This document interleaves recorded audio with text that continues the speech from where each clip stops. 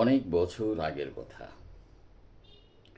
এক ওয়াজ মাহফিল শুরু হয়েছিল। সেই মাহফিলে একজন বক্তা, যিনি তার বক্তব্য আরম্ভ করার আগে উপস্থিত জনতাকে লক্ষ্য করে বললেন যে, আমি ওয়াজ করার আগে আপনাদের কারো কিছু বলার আছে কি? থাকলে বলবেন, আমি মনোযোগ দিয়ে শুনব, তারপর আমি আমার ওয়াজ আরম্ভ করব। তখন একজন বয়স্ক মানুষ, তিনি বললেন, তুমি তো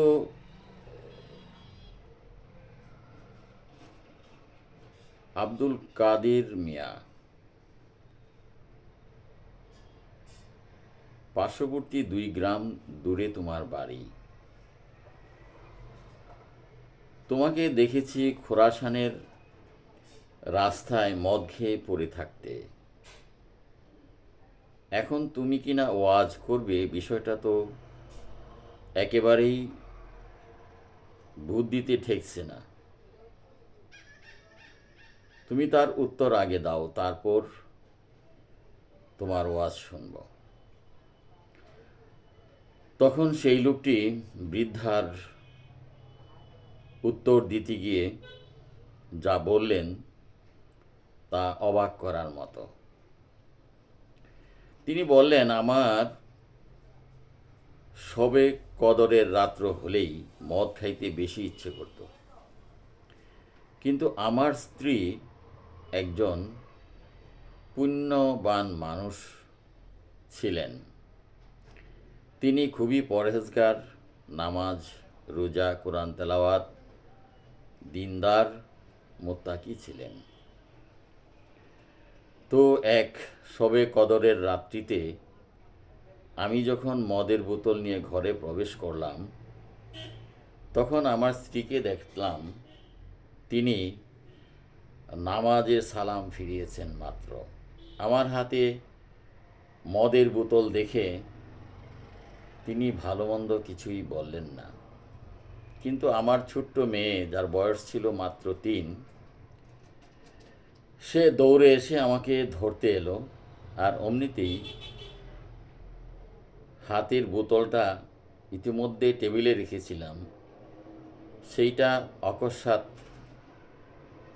মেয়ের গায়ের ধাক্কা লেগে মাটিতে পড়ে ভেঙে যায়। তো ওই দিন আর মদ খাওয়া হলো না। বোতলের ভগ্নাবশেষ পরিচ্ছন্ন করে ভাবলাম আজকে আর মদ খাবো না, শুয়ে পড়ি। তিনি শুয়ে পড়লেন, ঘুমিয়ে পড়লেন। এভাবে ওনার দিন যেতে থাকে। মদ্যপান করতে থাকেন, নেশা করতে থাকেন, সেখান থেকে নিজেকে কখনো আর ফিরাতে পারছেন না। অবশেষে বছর অতিক্রম হওয়ার আগেই তার শিশু কন্যাটি দুরারোগ্য ব্যাধিতে আক্রান্ত হয়ে মৃত্যুবরণ করে। ওই দিনও এর কিছুদিন পরে রমজান আসলো, শবে কদর আসলো। আমিও মদের বোতল নিয়ে কিভাবে ঘরে প্রবেশ করলাম এবং টেবিলে রাখলাম।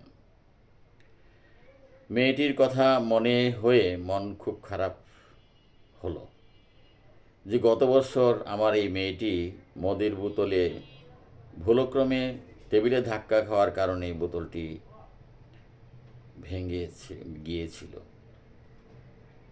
আর আজকে সেই বোতলটি আমি এই টেবিলেই রাখলাম।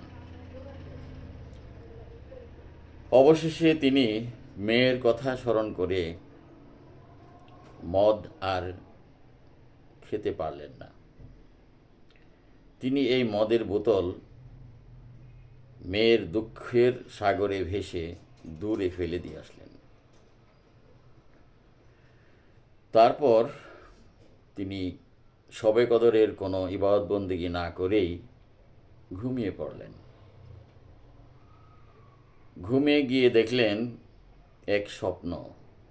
সেই স্বপ্নে তিনি দেখলেন দূরবর্তী কোনো এক স্থানে তিনি গমন করছেন। গমন করার পর এক বিশাল বিষধর সর্প ওনাকে তাড়া করছে। এই অবস্থায় সাহায্যহীন হয়ে পাহাড়ে জঙ্গলে দৌড়ঝাঁপ করতে করতে অবশেষে এক বৃদ্ধার সন্ধান পেলেন। বৃদ্ধাকে বললেন যে আমার এই সাপটিকে হত্যা করে আমাকে বাঁচানোর কোনো সুবন্দোবস্ত করা যায় কি না, দয়া করে যদি আপনি আমাকে একটু সাহায্য করেন। বৃদ্ধ বললেন যে দেখো, আমি এত দুর্বল যে তোমার এই সাপকে হত্যা করার মতো ক্ষমতা আমার নেই। তুমি বরং এক কাজ করো, ওই যে পাহাড়টি দেখা যায়, আঙ্গুল দিয়ে দেখিয়ে দিলেন, ওই পাহাড়ে গিয়ে দেখো অনেক উপরে ফুলের বাগান আছে, ওখানে শিশুরা খেলা করছে, ওখানে যাও, ওদের কাছে একটু সাহায্য চাও। তিনি প্রাণ বাঁচানোর জন্য প্রাণপণে পাহাড় বেয়ে অনেক উপরে উঠলেন। ওঠার পরে দেখলেন সাপ তখনও ওনার পাশে আছে। গেট লাগানো ছিল। অনেক বলাবলির পরে বাচ্চারা ওনাকে দেখার জন্য গেটটি খুলে দেওয়া হলো। খুলে দেওয়ার সঙ্গে সঙ্গে বাচ্চারা ওনাকে জড়িয়ে ধরলেন। এর মধ্যে ওনার মেয়েটি ছিল। ছোট্ট মেয়েটি বাবাকে পেয়ে খুব খুশি হলো এবং বাবাকে বলল, বাবা তুমি একটু দাঁড়াও, আমি তোমার সাপটিকে মেরে দিচ্ছি। তখন মেয়েটি বাবার সাপ নিজ হাতে ধরেই মেরে ফেলল।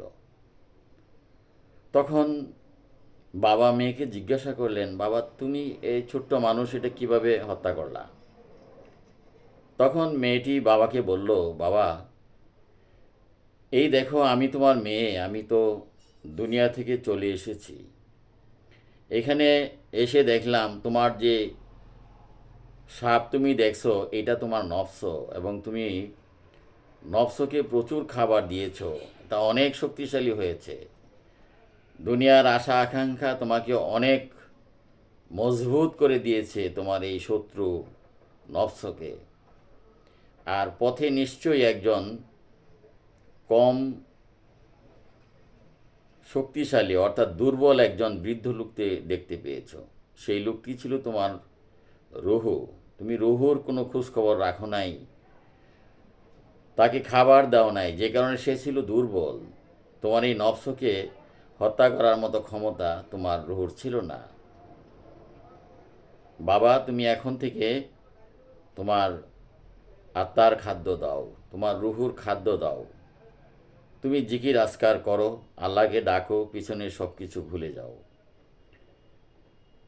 বলার সঙ্গে সঙ্গেই ওনার অনুশোচনা এতটাই হলো যে ঘুম ভেঙে গেল। ঘুম ভেঙে তিনি দেখলেন শেষ রাত্র। ওনার স্ত্রী তখনও তাহাজ্জুদ নামাজ পড়ছেন অত্যন্ত মনোযোগের সঙ্গে। নামাজে সালাম ফিরিয়ে স্বামীকে জিজ্ঞাসা করলেন, কি গো তোমার ঘুম শেষ হয়ে গেল? স্বামী উত্তর দিলেন, আমার ঘুম শেষ হয়ে গেছে, কিন্তু আমাকে উজু করার পানি দাও। স্ত্রী অত্যন্ত আনন্দিত হলো এবং দ্রুত নামাজের বিছনা ছেড়ে স্বামীকে উজু করার জন্য পানি এনে দিল, গামছা এনে দিল, পাক পবিত্র বিছানা এবং নামাজের বিছনা এনে দিল। তিনি তাহাজ্জুদের নামাজ পড়ার আগে তওবার নামাজ পড়লেন এবং তিনি ফিরে আসলেন। তখন ওই মৌলানা সাহেব বৃদ্ধকে উদ্দেশ্য করে বললেন যে সেই আমি মৌলানা, আমি আজকে বক্তব্য দিতে আসছি, কিন্তু আপনার সম্মুখে আমি আর কি বক্তব্য দিব, শুধু এইটুকু বলে রাখি, রুহুর খাদ্য দিতে হয়, নফসের খাদ্যকে কমাতে হয়, তাহলেই আমাদের রুহু অনেক শক্তিশালী হবে এবং আমরা দুনিয়ার কঠিন বালা মুসিবত থেকে বেঁচে থাকব।